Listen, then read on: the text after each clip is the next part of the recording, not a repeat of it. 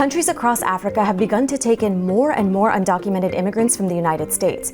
But many of these undocumented migrants aren't from the African countries they're landing in. In fact, many aren't even from the continent at all.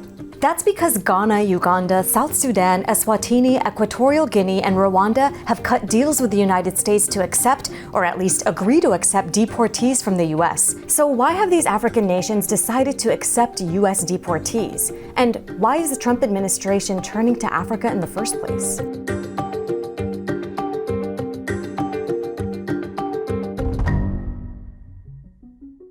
Well, on the 2024 presidential campaign, Donald Trump promised to carry out the largest deportation operation in the history of our country. And to date, his administration claims it has deported around 500,000 undocumented immigrants. The Trump administration now is having more difficulties and is lower process in trying to deport people from the interior of the United States, as opposed to those quicker deportations that the Biden administration was doing from the US-Mexico border. So the Trump administration has turned to third country deportations. It's a section of the Immigration and Nationality Act that allows the Department of Homeland Security to deport migrants to a country with a government that will accept the alien if removal to their home country is impractical, inadvisable, or impossible. The administration is trying to use them to incentivize people from not coming to the United States regularly, but also to limit the options that the immigrants have when they're facing an asylum case. And now he's expanding the list of countries where migrants can be deported to. That's meant to, in some ways, intimidate migrants and then accept in the end that they return to another country. It makes the deportation process faster. It also makes it, in some cases, more coercive. And in the end, may or may not result in larger numbers. According to one study, his administration sent deportation flights to at least 25 African nations in 2025. But that doesn't mean those nations have official third country deportation agreements with the US. And that's where things get a little murky. There isn't a lot of transparency around these agreements and what they entail. Reports only confirm that 6 African nations have accepted, or at least agreed to accept, deportees from the United States: Ghana, Uganda, South Sudan, Eswatini, Equatorial Guinea, and Rwanda. While countries like Nigeria, Libya, and Burkina Faso have rejected deportation requests. And we should be clear that the majority of people that are being deported in general, but also in these third country agreements, are Latin Americans themselves. Mexico, Honduras, Salvador, and Guatemala combined account for over 2/3 of the unauthorized immigrant population in the United States. So what's in it for these African nations? In general, I think every country, not just in Africa, but every country that's receiving or willing to receive this type of agreements, I think is trying to calculate how to improve coordination and relationships with the United States when they know that immigration is a significant component and pillar of the U.S. foreign affairs. In past arrangements of third country deportations, host countries have accepted migrants in exchange for compensation. Take El Salvador, for example.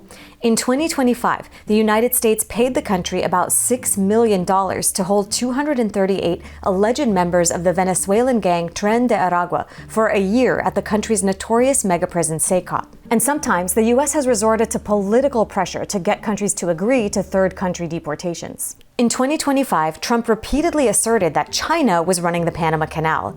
He then used that false claim to argue that the U.S. should seize control of the waterway. We're going to take it back, or something very powerful is going to happen. Around this time, Panama agreed to temporarily receive approximately 300 migrants. So why are African countries agreeing to accept U.S. deportees? They are trying to leverage the opportunity to reduce any type of import or tax limitation that they're now negotiating with the United States. African governments want to stay on the Trump administration's good side, particularly with sanctions and tariffs on the table. The second one, and likely especially in Africa, is to avoid being given visa restrictions for their nationals or for their own governments to be able to travel to the United States. But there's a financial upside for some African countries that are cashing in on the arrangements. Here's what we know. So far, Eswatini has received 15 U.S. deportees and has reportedly agreed to accept around 150 more in exchange for $5.1 million to build its border and migration management capacity. Rwanda has agreed to accept 250 deportees from the U.S. for the price of $7.5 million.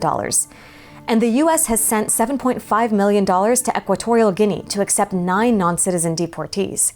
On the other hand, Ghana and Uganda have agreed to take U.S. deportees for no financial compensation, but the countries had conditions. Ghana agreed to only accept citizens of other West African countries. Uganda only wants to accept deportees without criminal records and no unaccompanied minors. Last July, South Sudan agreed to accept 8 deportees from 6 different countries. So what did the country receive in return? It wasn't a cash payment like in El Salvador. Instead, South Sudan presented a series of requests. Lift sanctions on then Second Vice President Benjamin Bonmel, reverse U.S. visa cancellations for South Sudanese citizens, and reactivate a Federal Reserve account so the country can use U.S. dollars again. While leaders of these countries are comfortable accepting deportees, doesn't mean their citizens are. Kulama deportees bebanema criminal cases lafake khathi gender-based violence lebe kusithinzana nathi konke malami uve ukuthi nebamfu sebecile babalekile nje and bamfula basuka kuma countries from Europe, they are even advanced kulula nje kusinana nabo bangithi bungathola ukuthi sebasingenele nana nathi emakhaya sebayadlwengula nakhona. For example, local activists in Eswatini are suing the government, arguing that the deal was illegal. We implored the court to issue an interim order to stop the state from importing more deportees. But the judge felt that he could not issue that order because it would be anticipating the decision of the full bench. Plus, critics argue that third country deportations raise serious concerns, particularly because many host nations have poor human rights practices. Take South Sudan, for example. South Sudan's displacement crisis is one of the worst in Africa. Its armed conflicts seem endless and rights abuses are widespread. Almost everyone lives in extreme poverty. Once countries receive these migrants, they're no longer the responsibility of the United States, the government argues. Whether initially that agreement was meant to be able to provide them protection or to send them to another country that would receive them, that then becomes the responsibility of these other third countries, making it more difficult, but potentially also subjecting to violations of international law. But what's happening between the United States and African countries is a microcosm of a broader global trend. The London High Court has ruled the government's plan to send asylum seekers to Rwanda is legal. More recently, the Netherlands launched a pilot program to return rejected asylum seekers to their home countries through Uganda. And Greece has joined the growing number of European nations that want to create so-called migrant return hubs in Africa to process and relocate rejected asylum seekers. So as more countries turn to third country deportations, are those deals leverage or a liability for African countries?